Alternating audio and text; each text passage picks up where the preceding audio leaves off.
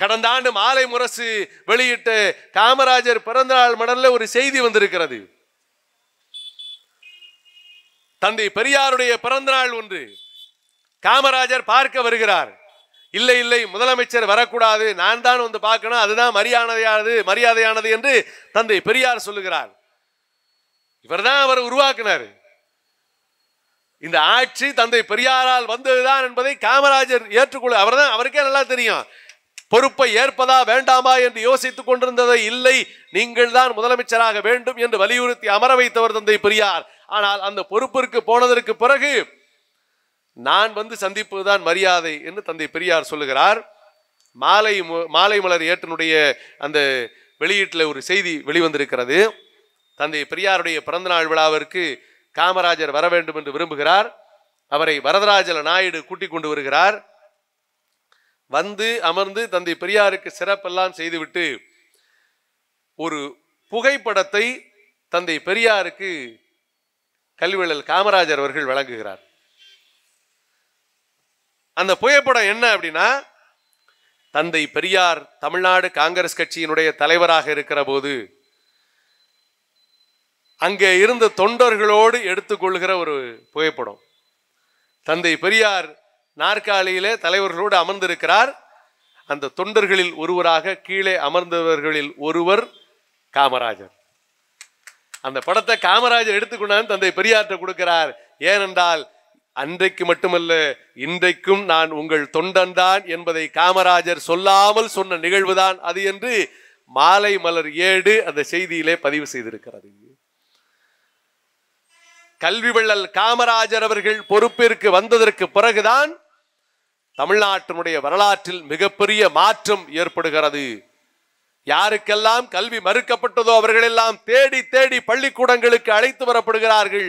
அன்றைக்கு தொடங்கிய கல்வி புரட்சி தான் இன்றைக்கு வரைக்கும் நீடித்து நிலைத்துக் கொண்டிருக்கிறது. நம்முடைய முதலமைச்சர், சமூக நீதிக்கான சரித்திர நாயகர் முத்துவேல் கருணாநிதி ஸ்டாலின் அவர்கள் சொல்லுகிறார்களே,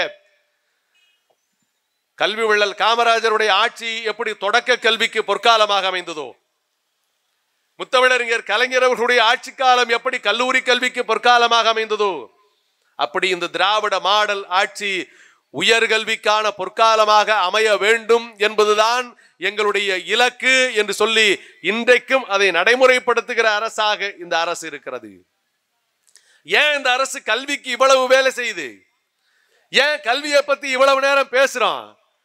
கல்விதான் தோழர்களே இந்த மக்களுடைய அடிமைத்தனத்திலே இருந்து அவர்களை மீட்டெடுத்து கொண்டு வந்தது. நம்ம ஆட்கள்கிட்ட பணம் இல்லாமல் இல்ல, 1000 வேலை நேரம் இருக்கும், ஏக்கர் கணக்கில் இன்னைக்கு நிலம் இருக்கும். இங்கே மட்டும் இல்ல, தமிழ்நாட்டுடைய பெரும் பெரும் பகுதிகளிலே எல்லாம் பல்லாயிரக்கணக்கான ஏக்கருடைய மிகப்பெரிய நிலச்சுவார்ந்தார்கள் இருந்தார்கள். எவ்வளவு பெரிய நிலச்சுவார்ந்தாராக இருந்தாலும் அவர்கள் அத்தனை பேரும் பார்ப்பனர்களுக்கு பிறகுதான் என்கிற நிலைமை இந்த மண்ணிலே தொடர்ச்சியாக இருந்தது. எவ்வளவு பெரிய நிலச்சுவார்ந்தாரா இருந்தாலும் அந்த இடத்தை புதுசா வாங்கணும்னா கூட பத்திர ஆபீஸுக்கு போனதுக்கு பிறகு அப்படியே கண்ணு தேடும். நான் பார்க்கல, பழைய வரலாற்றை சொல்வார்கள், கண் அப்படியே தேடுமா. எதுக்கு? ரேகை உருட்டுறதுக்கு மை வேணும், அதுக்காக கண் அங்கங்க தேடும். எவ்வளவு பெரிய பணம் இருந்தாலும் படிப்பறிவு நமக்கு வழங்கப்படவில்லை. காரணம் என்ன? சூத்திரன் படித்தால் நாக்கு அறுக்கப்பட வேண்டும், படிப்பதை கேட்டால் காய்ச்சிய ஈயம் காதுக்குள் ஊற்றப்பட வேண்டும் என்று காலங்காலமாக நம்முடைய படிப்பை நசுக்கி இருந்தது மனு தர்மம்.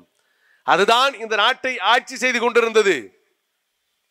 அதுதான் இங்க இருக்கிற பெரும்பான்மை மக்களை கடைசி வரைக்கும் பார்ப்பானுக்கு அடிமையாக வைத்திருந்தது. அதை எழுத்துப்பூர்வமாக எழுதி வைத்திருந்தது, ஆதாரபூர்வமாக மீண்டும் மீண்டும் சொல்லியது.